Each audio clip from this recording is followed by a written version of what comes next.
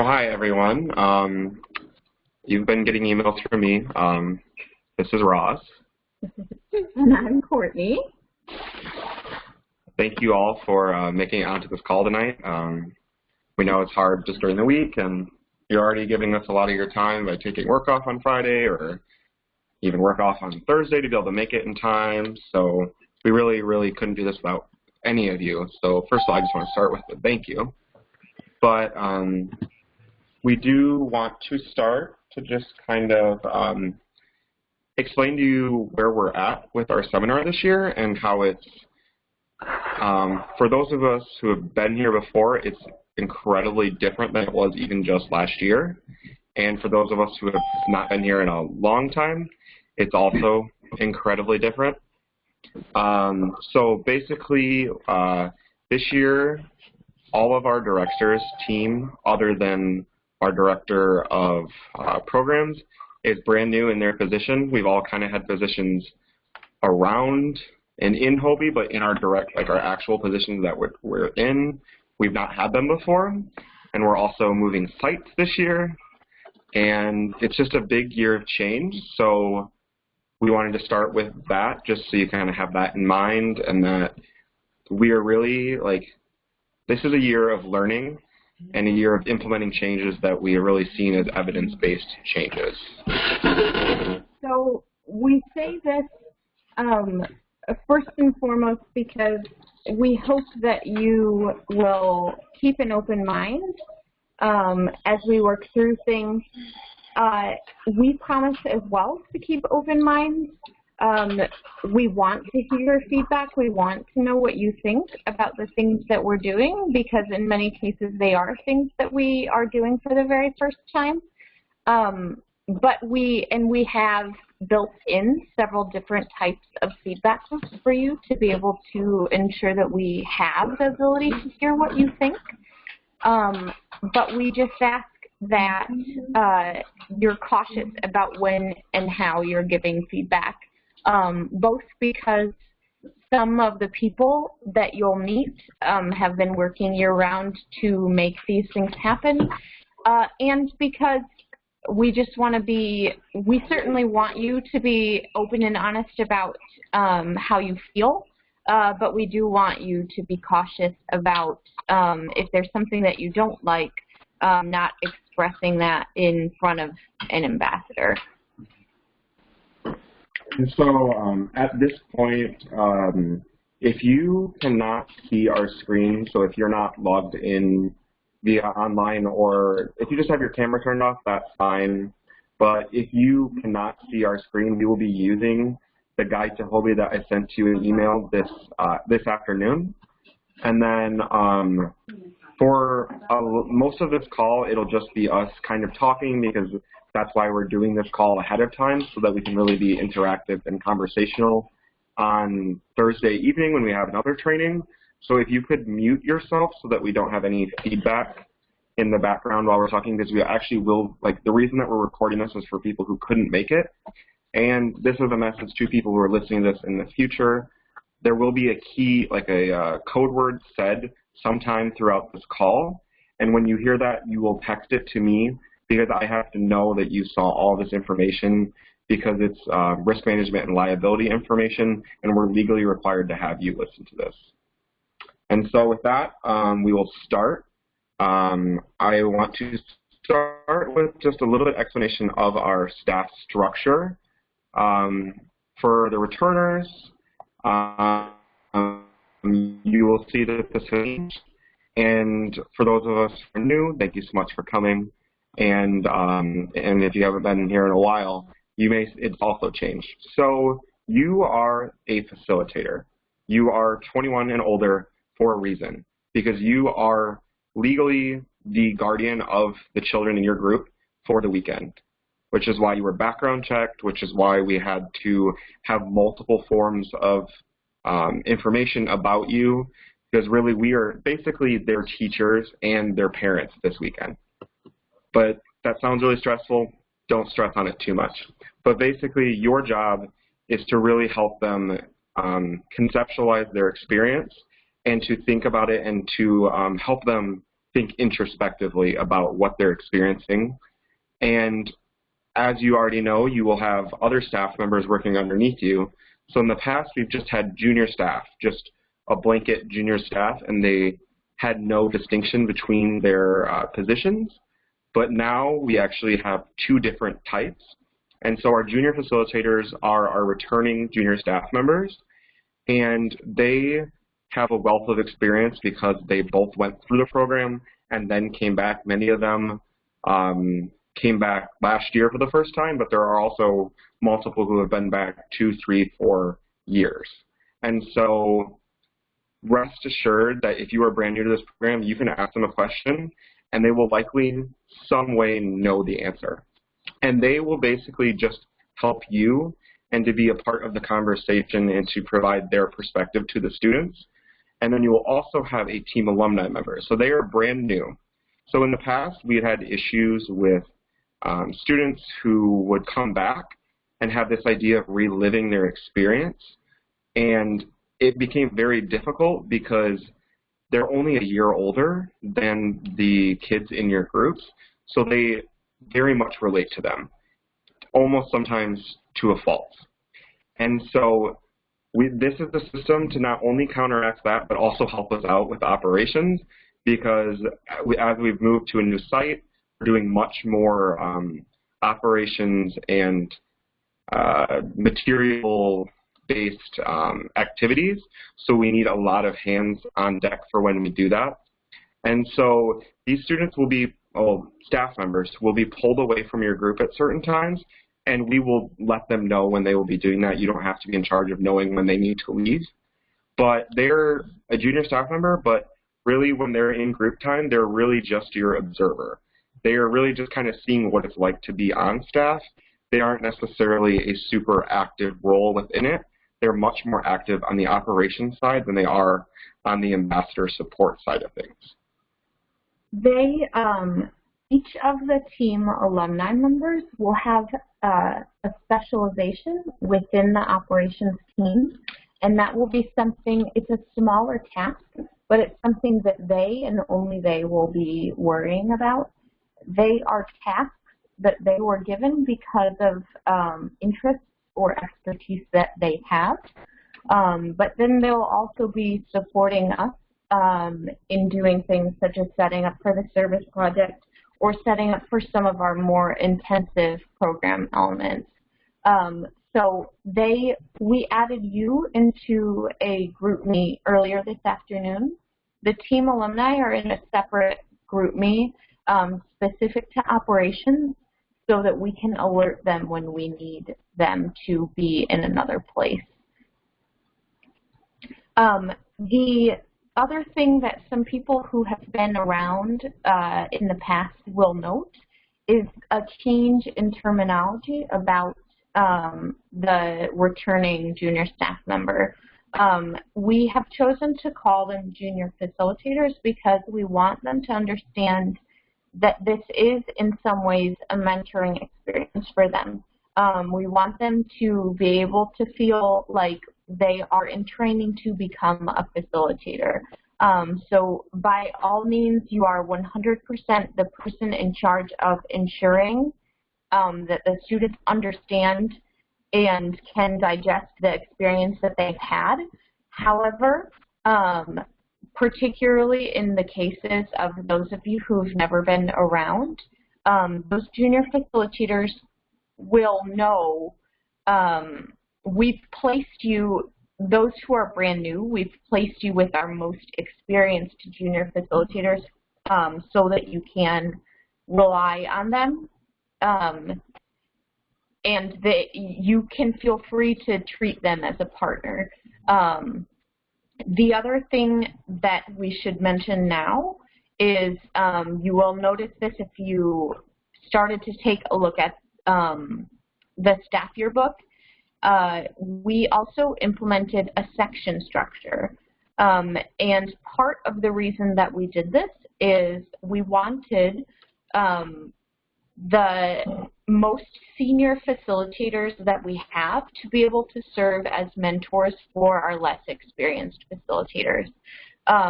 So in each section, The section lead is the oldest facilitator in that grouping, and they will be a resource for you. So if you have a question of how to deal with a particular situation or a type of student, that would be your first line of defense. And then, of course, your second line of defense is Ross. So we have them there as an extra resource for you. There will also be a few activities that will take place in the sections, and the use of the color will come into play in one of the activities as well. But this is another way that we wanted to be able to provide you an extra level of support, particularly for those who are either new to this role or new to HOBY. And also for any of you that are having questions as we speak, write them down because we will have a question and answer portion at the end, so that way we don't have to kind of make the call kind of choppy. So now this is the portion of this call that is arguably the most important of the specific call because it is risk management, and you have to know this inside and out as a facilitator because you are legally required to know it, and we really need you to understand this to the fullest extent, but we will go back over it on Thursday with some more like scenarios and things like that, because I'll be honest, some of this is really, really tricky, and it gets very convoluted in the way that you have to do it. So Courtney will go over all of this. The first thing that I want to talk about is the use of the buddy system. There are sort of a few different buckets that the students and the staff fall into, and those buckets are essentially levels of responsibility that the people have. So of course, the highest bucket is you. You are not required to travel or use a buddy except for in one situation, and that is when you are doing room checks or helping another person who is a minor. Basically because we don't want you to ever be alone with a student because then it's your word against theirs. So because you are able to be responsible and held accountable for students, you can be left unattended. You are all rooming with people who are 21 or over, and your roommate is the same gender expression as you. The next bucket level down is junior staff members between the age of 18 and 20. They are legally adults, but in the HOBY sense, they are slightly less so because they can be responsible for themselves, but they cannot be responsible for other people. So when they travel, they also must abide by the buddy system. And they are rooming with other people who are between the ages of 18 and 20. The next bucket level down are junior staff who are under the age of 18. These individuals essentially fall in the same category level as the ambassadors. They always need to travel with a buddy of the same gender. They cannot be left unattended because they're minors, and they're rooming with other people who are under the age of 18. And then the lowest level of bucket, obviously, is the ambassadors. They always need to be traveling with a buddy of the same gender. They can't be left unattended, and they're rooming with another ambassador of the same gender.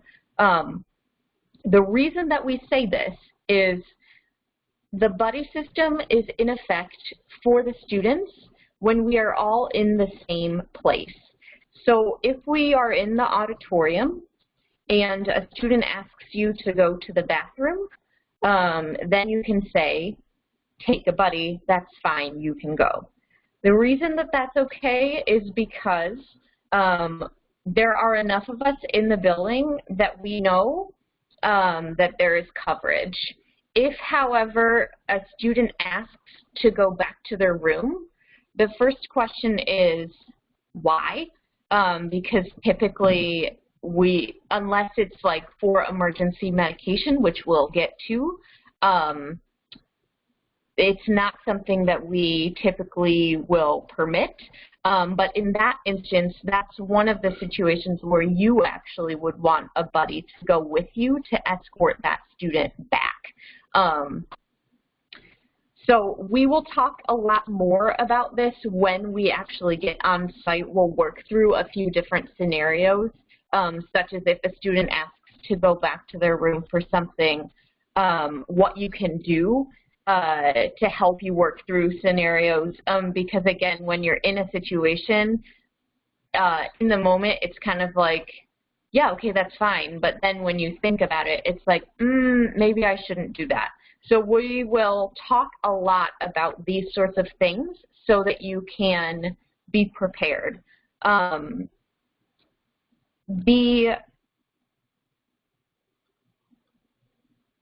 One other instance when you will use a buddy yourself is when you are asked to do wake-up calls or bed checks. And in that instance, you and your buddy will stand basically at the threshold of the room. You can't enter it.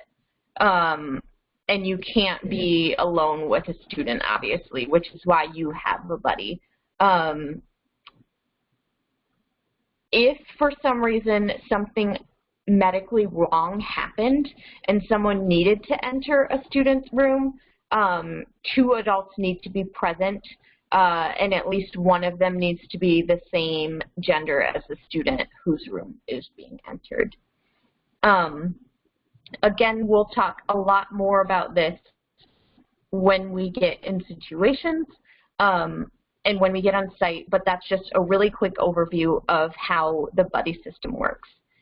The next thing that I want to talk about is mandatory reporting.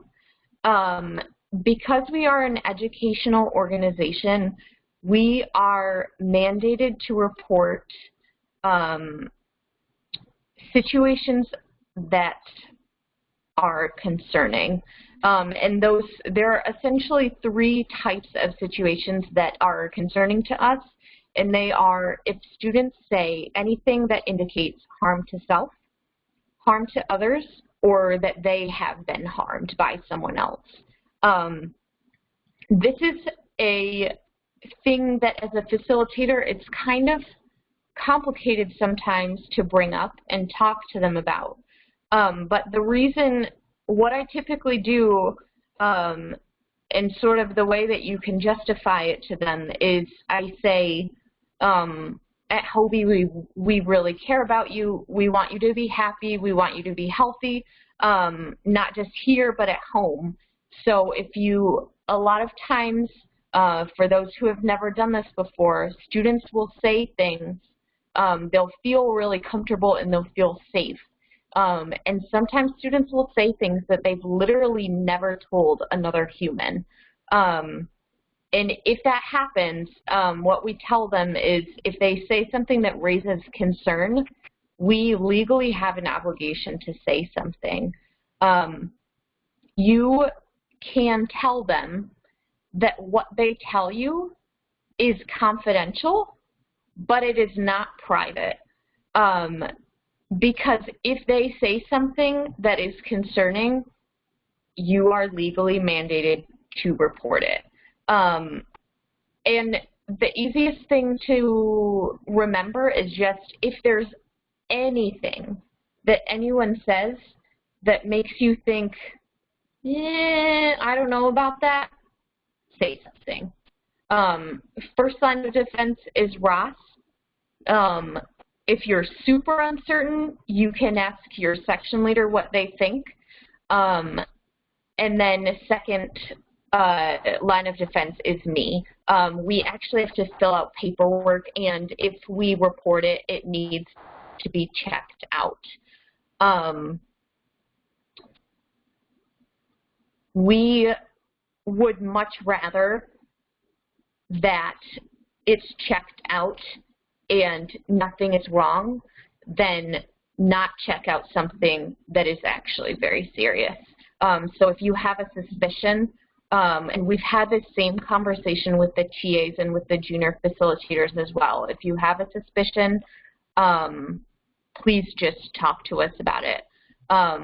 We know that because the team alumni and the junior facilitators are closer in age, sometimes the students see them less as an adult and more of a confidant. So we've prepared them as well to know that if they have a suspicion, the first person that they should go to is you. If you believe that it's concerning, then you would go to Ross.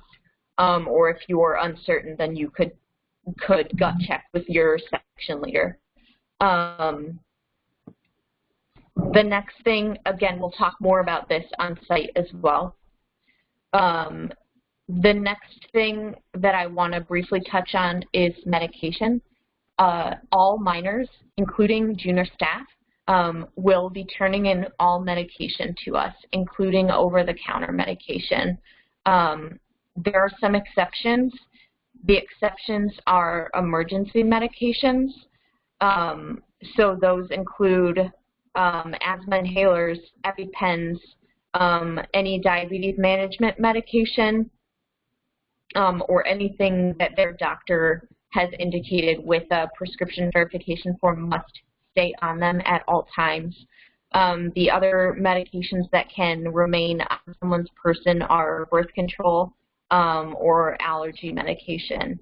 The medic will also have basic over-the-counter medications such as Aleve or Tylenol, or like Gas-X type of things if you need anything. And we will, some of you we've already started to have conversations with, but if you have a student who has a medical concern or needs to take medication from the medic, we will let you know. Some students have quite, we are actually quite lucky in that we don't have any big medical concerns other than we have some very, very severe food allergies. And those facilitators have been alerted and specially chosen. But many of you have kids with some level of food allergy, and we will alert you. But that is one reason that we made the determination to go completely nut-free, and we're actually also completely seafood-free as well, because we have quite a few with fish allergies. A couple of other quick things that I want to touch on. The next one is non-discrimination and sexual harassment. I hope that this is quite obvious and clear why this policy is in place. I will just say, please be mindful, because the way that someone who is 14, 15, 16 years old may hear something that you say may not be, depending on the types of experiences that they've had in the past, may not be how you actually meant it. So just be very mindful and be cognizant that everyone should be treated equally and fairly, regardless of race, gender, economic status, ethnicity, linguistic heritage, disability, medical condition. Please just be cautious and respectful. We have no tolerance for sexual harassment as well. Just, again, please be cautious about the way that you phrase things. But this isn't the reason that we institute the buddy policy, so that there are no people alone, no suspicions of anything, and it's not literally one person's word against another. If you hear something, talk to Ross or talk to me, and we can have conversations. quick other notes, all of you signed a code of conduct in your form stack. In essence, a lot of the code of conduct is simply a reminder to say that you are a representative of an international organization and you are a role model, and you should be cognizant of that at all times, even when you are not at seminar. In particular, one instance where I would be very careful is social media, because to those students, in their eyes at all times, you are a role model. By all means, you should feel free to add them on any channels or platforms that you use, but use different privacy settings if you choose to share things that are not appropriate for students to see. In addition, I'm assuming that adults have good judgment, but I would rather say it and then not regret not saying it. But please also be cognizant that social media is a function of public relations. So be mindful of how you speak about your experience. In particular, one that is quite common to see is a lot of people talking about Hobie hangovers and getting really minimal hours of sleep. And for someone who is not aware of anything that Hobie does, that maybe doesn't reflect very well to know that we are a youth leadership organization and then to be talking about hangovers. So just be mindful of language that you use. And I'd like to suggest that the best policy with social media is that you tell them, I will not be the one to add you, but if you add me, then I will. At no instance should a facilitator be the one to send a friend request or to hit follow, but if they do it to you and you feel comfortable, that is okay. But keep in mind that you are a mandatory reporter from here on out, as long as they are minors, so for the next 2 or 3 years for some of them. And so if you at any point see them even make a post that lightly hints to suicidal ideation or some sort of thing like that, you are still legally required to report it.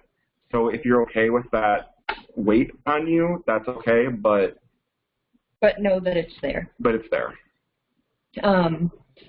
A couple other things. There should be no use of drugs, alcohol, or tobacco at any point while you are on campus for the duration of the conference. If that is a problem for you, we can have a conversation, but that should not be something that should be a concern. In addition, because we are an educational program, there will be no sportsing of any kind.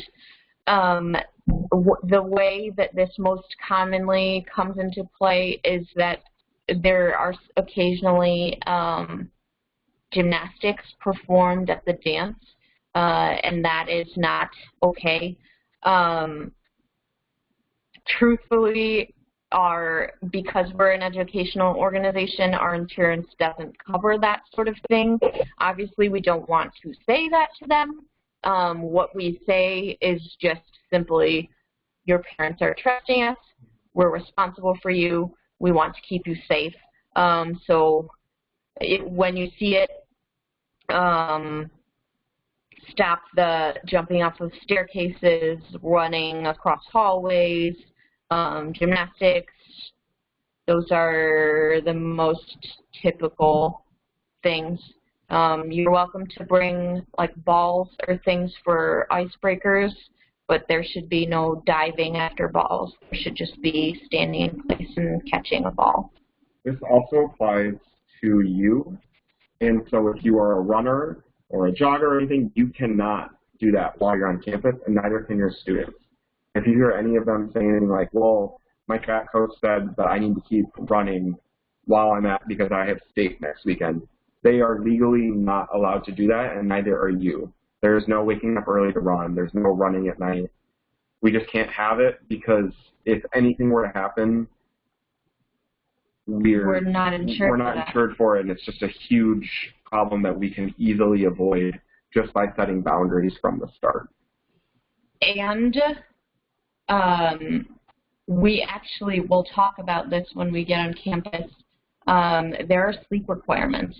Mm-hmm. Obviously, we cannot walk into your room and hold your eyelids closed, but we are to give you enough time to be able to fall asleep.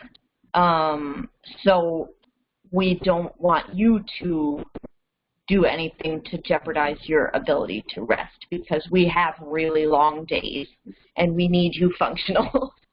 I may have broken this rule this weekend while I was at Connecticut Hobby, and it is very painful to do not do it. It's not a good thing. I made a mistake when I did it, and do not do it. Just don't. So at this point, we will move forward into talking about our program. For those of us who have been here before, we're going to keep saying this. There's been a lot of changes. For those of us who are new, here's a nice little idea of how Hobby works. We will go into much, much, much greater detail on this on Thursday, and actually we will be actually demoing all of the activities that require quite a bit of work and like certain tasks for you as facilitators and for your junior staff members. So we will only go into a small dive into things, but keep in mind that we will go much deeper. And we will give you, before all of the activities that occur, we will give you sample questions to debrief them. We will give you a layout of how the activity works, and we will give you a summary of what you need to do during the activity in the instances where we need you to be hands-on and facilitating the way that it occurs. So you are more than welcome to ask any questions that you have before they happen, but we hope that the combination of all of those things will equip you well for making the activities happen. And truthfully, the entire seminar, but in particular the activities, are an exercise in group leadership and in personal leadership, because all of us have a role to play, and if everyone plays the role that we have outlined, the activity will work. But, of course, there are instances where ambassadors do things that we don't necessarily expect them to, or things don't roll out the way that somebody envisioned them to. And those are instances when you will need to troubleshoot and use your own personal leadership skills, and we'll equip you to do that as well. Before we start to get into the details of the program, for those of you who have never been part of Hobby before, Hobby uses a leadership curriculum called the Social Change Model of Leadership. If you are not familiar with it, what it is we work through 3 different types of leadership.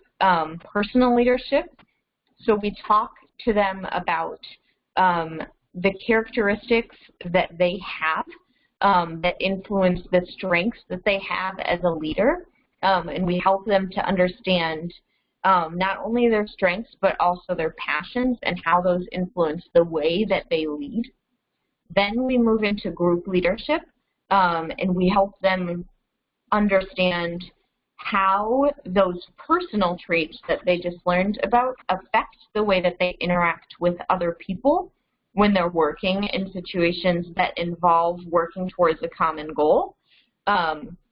We then build on that to talk about societal leadership and how to come together with other people to make a greater change in the world and impact something in a larger community. We apply all of that with leadership in action, which is essentially service leadership. So we apply all of those things that we've taught them through a service project. In every instance, we will have a speaker who will talk about that type of leadership, and then we will do an activity that is specifically designed to help them understand how to exercise that type of leadership. So what we're going to show you now is how all of those things play out throughout the 3 days of the seminar. So the very first thing that will happen, so the ambassadors will arrive on Friday morning. That's why we get there on Thursday night so we can be trained and wake up after a good night's sleep and on our wonderful dorm beds, and we will be ready for them. And so when we finally get to the point where we meet up with our groups, you will use your group sign at this point to draw attention to, okay, the person looks at their name tag and go, okay, I'm group 8. I need to go find the person with the 8 on their sign who was frantically screaming, group 8, group 8, group 8. And during this time, your one and only job is to try and memorize their names as fast as you can through some sort of activity or something. You will have upwards of 12 kids. This is not an easy feat. You will accidentally call one by the wrong name. It happens. I did it. I've done it. But you will learn them quickly, and they will learn each other's names pretty quickly through this. And then when we will move into the lecture hall at that point, and we will do staff and group theme introductions. So at this time, I will be leading this, and I will be just introducing who all of our staff members are and pointing out like who's been around the block, those kinds of things. And then this is a time where we bring in the seminar team and to talk about that as a way of, because basically hidden figures are people who were leaders but didn't get their fair share of credit. And so this will be a time where you and your junior staff members, more so your junior facilitators, should be prepared to kind of do a very short little thing. This is our person. This is what they did. This is how they were hidden. This is why they shouldn't be hidden. And so that's what it'll happen and be a really cool time. It'll kind of get the ambassadors to understand what's going on a little bit more. And then our first activity is called Build a Leader. So this activity, they are given basically a bunch of raw materials. So it may be popsicle sticks, it may be balloons, markers, all these random things, and they are tasked with building a leader. So it will look like a little tiny person. And they are to assign a characteristic to each of the materials that the person, or person, in quotes, is made out of. And so this really is for them to get at what is a leader, what characteristics should they possess, and it will also show them the different types of leaders and the different styles of leadership. Because for some of them, a leader is someone who is out there really showing people, I am a leader. For others, it's I'm behind the scenes getting things done. And so we will, if you're looking at the screen or on your program guide, there each person has a role. From each member of staff has a role. We will go through those more on Thursday, and we will demo all these activities so you will be able to try this out and actually understand it when you are doing it. And then our next activity is called Toxic Waste. So this is our group leaders activity. So basically there will be circles on the floor, and in the center of the circle will be a turned over bucket with a duck on top of it. So basically a rubber duck, not a real duck. The rubber duck is basically stuck in the radiation zone. And so they're surrounded by quote unquote toxic waste. And the goal for the team is to be able to get that rubber duck out of that and into a safe zone. However, there will be many challenges given to them. Some will be blindfolded. If they cross a limb into that circle, it is now radioactive and it fell off. They can't use it. So they won't have a leg. Like they'll have to hop on one leg. They may have no arms. They may be like walking on their knees. And some of them will be blindfolded. So they really, it's and a some hard. of them can't speak. So you will know how to assign things to them because your job will actually be to keep lots of these things and assign things. And you will also be making note prior to this activity who are your more reserved and quiet students and who are your more outgoing students. And you will give them roles that are opposite of their natural tendencies. So our quiet and reserved students will be the ones leading the show. And our outgoing students will be the quiet ones. And so this is a very intensive project for for them to do, but you will be absolutely prepared to show them how to do it and help them along the process. And so there's a lot of things that I'm going to scroll right past. And then one of our wonderful speakers, Ryan Moran, will run a pep rally. Those of us who have been here before, it's exactly the same as it's always been. But basically, it's a time for them to really come together as their section. So as you've noted from the staff yearbook, each section is 4 groups. And each of those 3 sections is assigned a color. And those colors will be their group color during the pep rally. And they'll be tasked with coming up with a 1 to 2 minute cheer, I believe. And that's based off of their color. So like green, almost always, they make a pun on "we will rock you." And they'll say green will rock you, or that sort of thing. And just so you know, we have bought bandanas in section colors for every single student and staff member.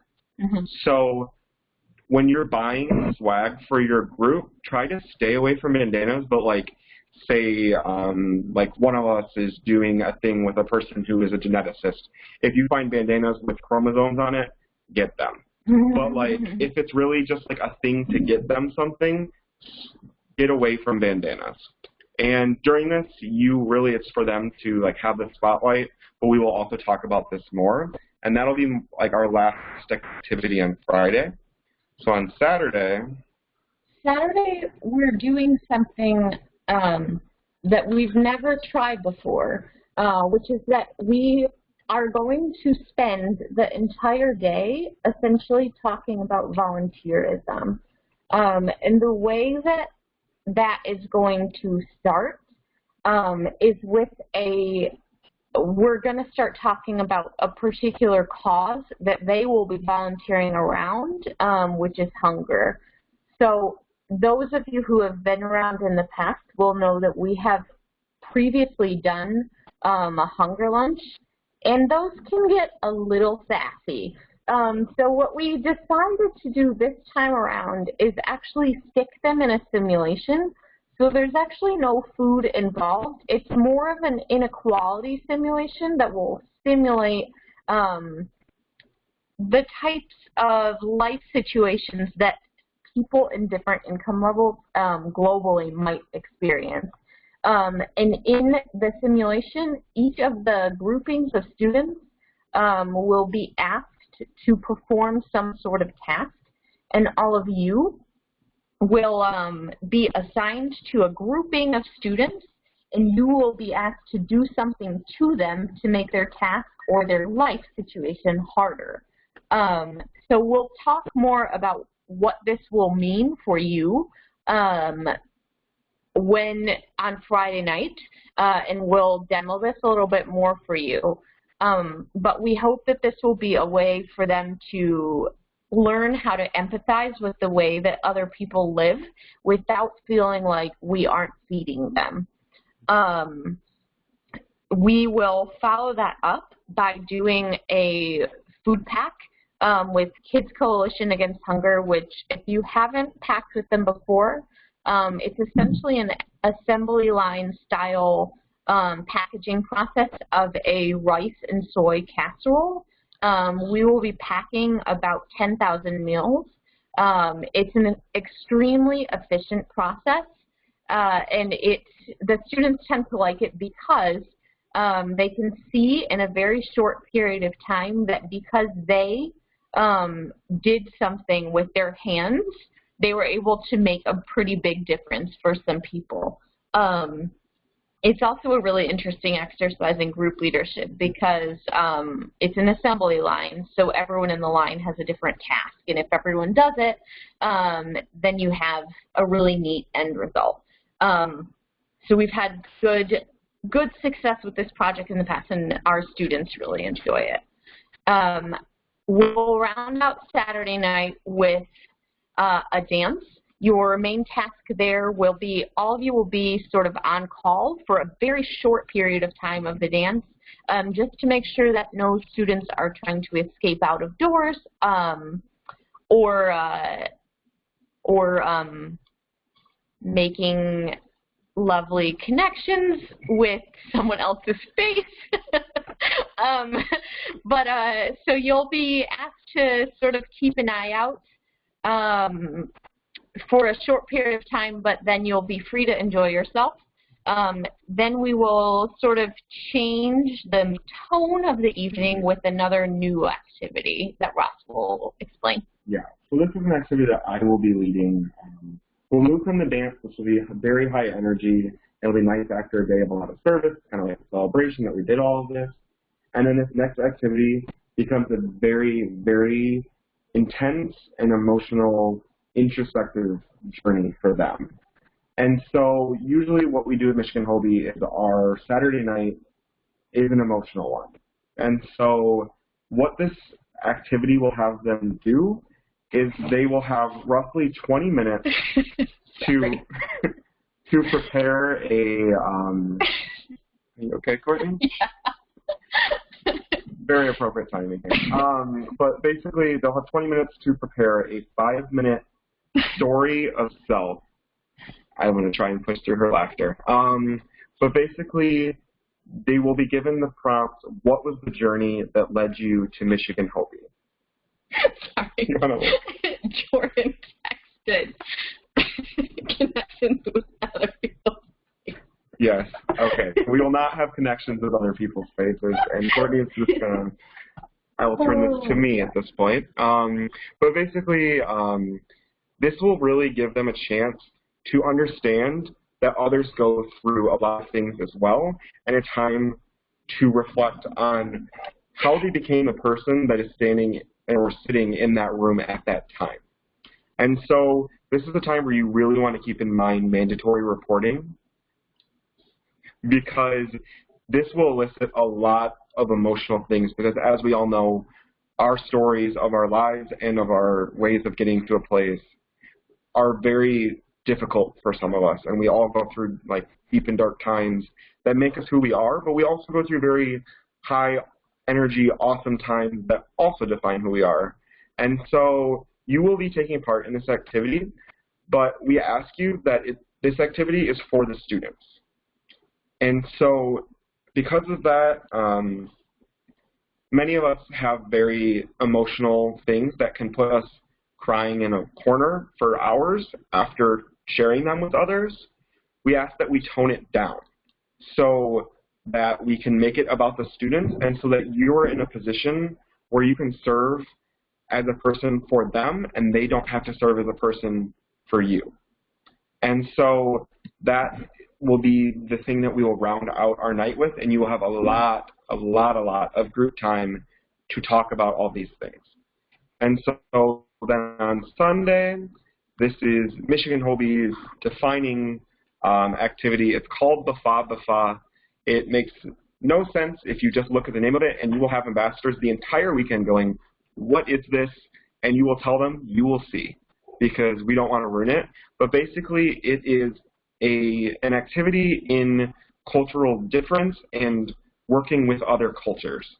And so students have been all assigned to one of 4 groups, and they will each, they are the Greek alphabet letter, and they each are different societies with different rules for how people conduct themselves.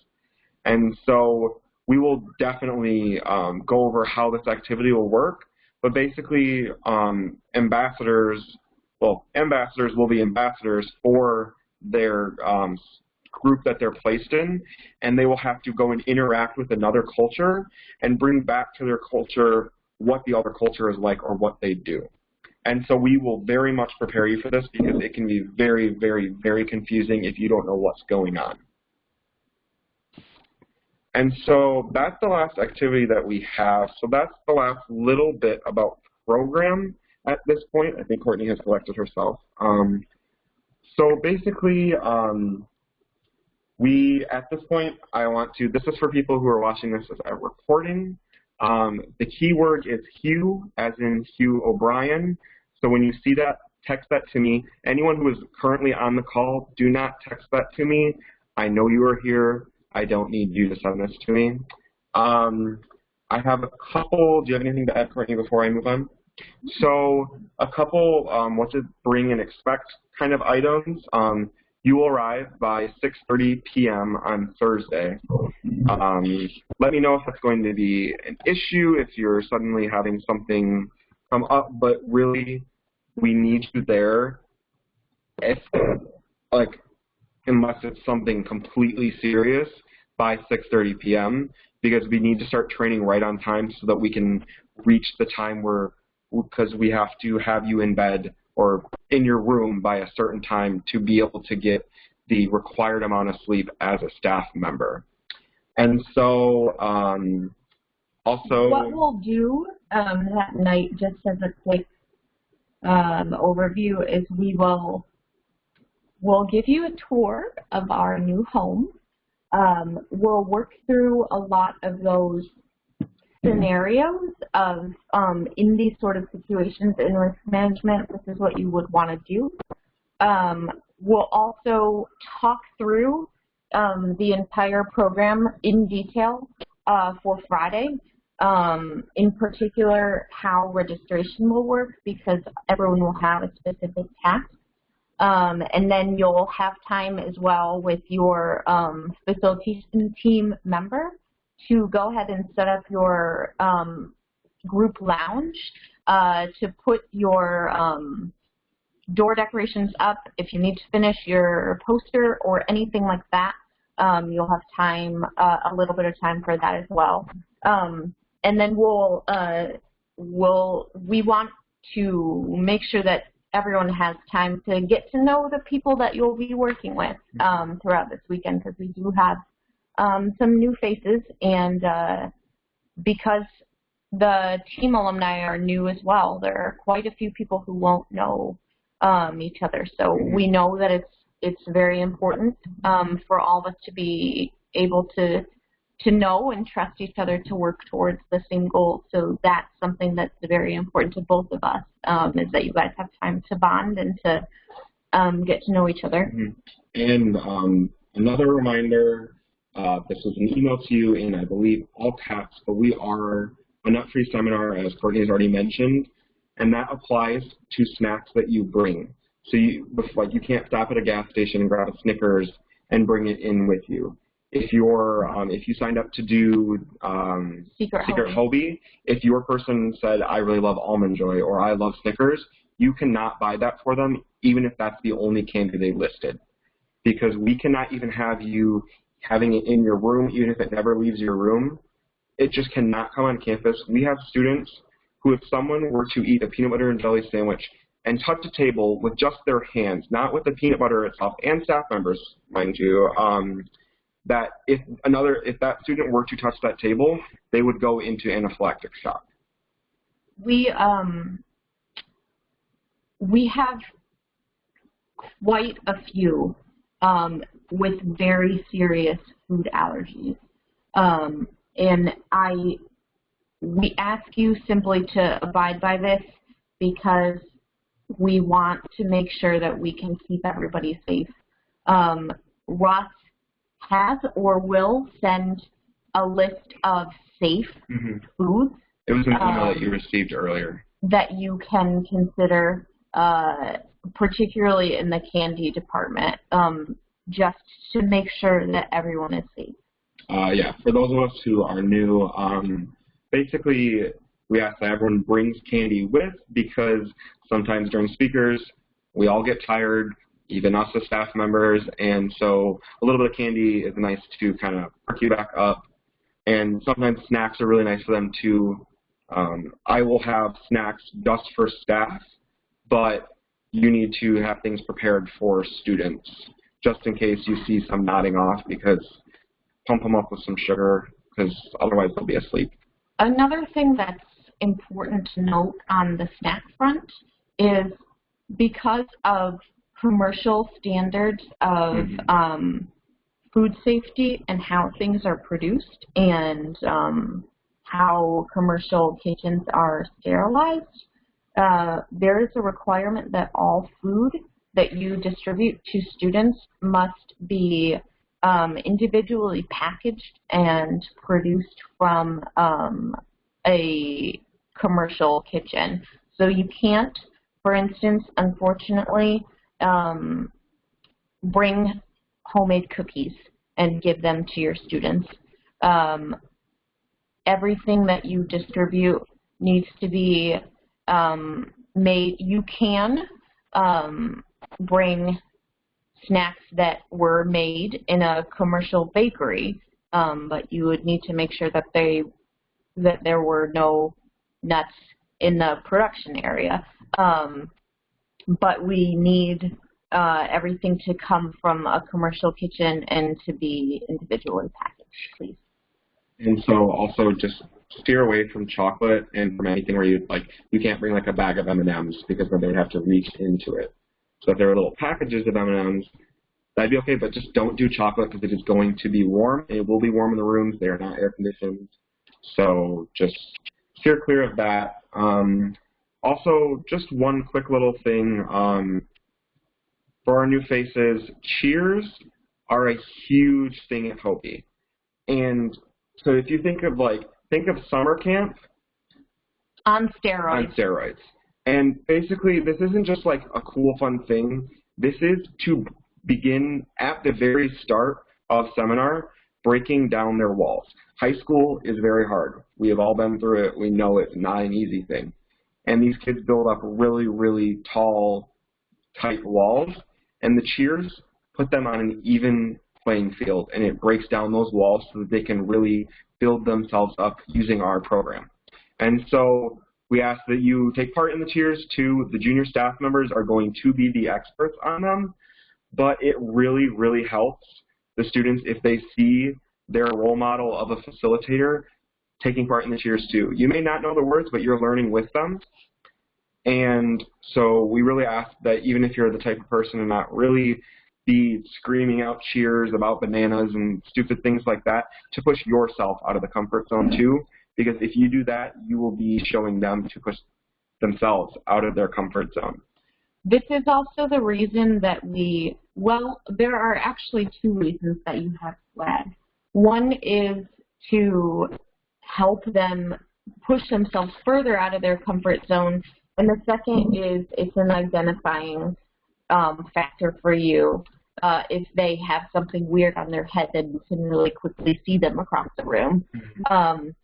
So a lot of the things that we do are things that we do because we want to sort of break down their walls so that they can, and this is another reason that there are very few of them from each school. The most students that we have from any given school is 3, and the reason is because we want them to be in an environment where they don't know anyone, and they feel like they can be free to be the person that they want to be without someone judging them. So hopefully, what we hope happens is that they realize that because everybody is doing crazy stuff, it's okay for them to do it too. They actually, when placed into groups, minus 2 counties that just had more than 12 students, there's no double of students from counties. So it's really like they're in a completely new setting. We hope. We hope. And so that is the last of what we really have, but I want to take this moment from the bottom of my heart to thank all of you and tell you how much I love all of you, even though I haven't met many of you, because without you, all of the work that we have put in would not be able to go into action, because you are the ones who are implementing it, and we really would not be this program without our almost 50-member staff.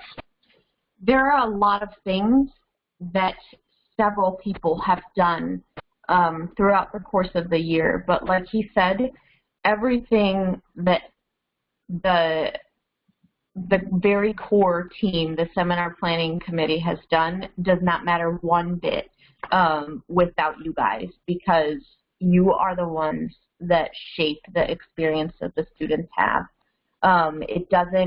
They don't remember the things that the speaker said. They remember the way that you made them feel. So please know how very much we appreciate you. And with that, we'd be happy to answer any questions that you have. So just unmute yourself. Feel free to all unmute yourself. We're sorry that it's already at 9 o'clock. We were a little bit quicker on our other trainings, but we just have a lot more information with you since you have the legal requirements. But at this time, I'll take absolutely any question that you have. And if we aren't responding to you, that means you are still muted if you are talking to us. Hi, this is Katie Wiggins. Hi. Hi. Hey, do we need to bring like poster board and things like that, or will that be provided?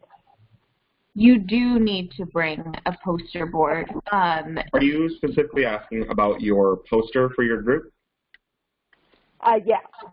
Yes, so that we would hope you would have it prepared pre-seminar so that you have as much time to work together. But if you need to finish it, please do bring it with you in any of the markers or cutout paper or any of that that you need for your poster, as well as your door decorations. So just coordinate with your team alumni and your junior facilitator, because oftentimes they'll be willing to, one person can make the poster and another person can make the door decorations and another person can buy, one person can buy candy and another person can buy swag. So you can kind of split it between the three of you.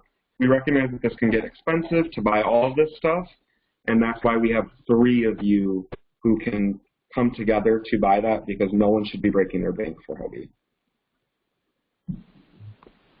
Any more questions?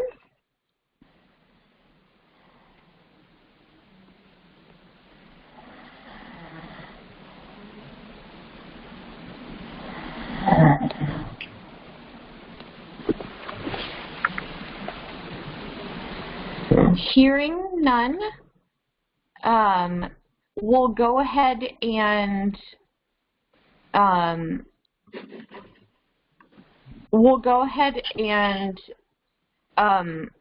Izzy, if you want to text or email, we can, or if you want to just type what you want to ask, we can voice it for other people if that's easier. But our phone numbers are on the screen. Please add them into your phone. You will probably need them. Feel free to text, call, email, whatever you need to do in the couple of days that we have left. As you can tell, we are together. We will remain together until Monday. So please feel free to reach out to one or both of us. We are in constant communication. Hi there, Izzy. Sorry, one of our facilitators, Izzy, who you all get to know, is having difficulties, but she does have a question. We don't know what it is at this time. So if she asks it and it is one that we really love and want to get hold of, I will put it into the GroupMe. And a note on the GroupMe, if you have a question that applies to everyone, so something broad, feel free to put it in there. But if it's a specific question, just text it right to me or call me. So in the time that we've been talking, anyone wants their question?